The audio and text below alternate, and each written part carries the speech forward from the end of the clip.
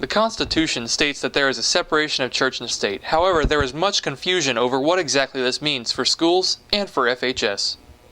Prayer in school is a big debate, and the Supreme Court has ruled that organized prayer in school led by teachers is not allowed, but the students can lead prayer in schools if they like. And one of the issues is that a lot of people have misconceptions about is that it's not okay for kids to pray in school.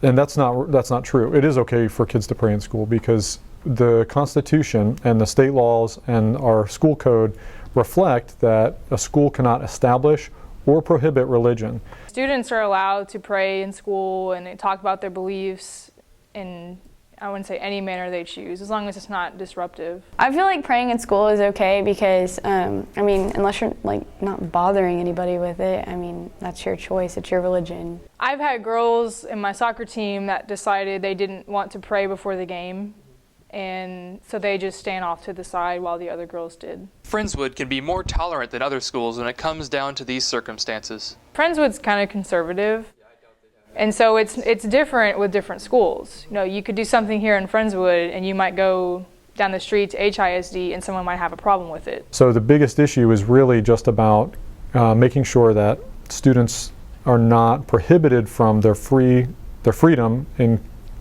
practicing whatever religion they want, or that the school does not establish a religion on campus. Even holiday scheduling is affected by the separation of church and state. If you were in a different school district, you might have different days off. I came from Ohio, and in Ohio we had more Jewish holidays off because there's a greater population in the school of Jewish students. One of the things, though, that the school cannot do is punish students for religious purposes. If they're out for religious purposes, they won't punish with truancy, that kind of thing. If you have watched MCS before, you might have noticed some religious clubs like Young Life and FCA being advertised.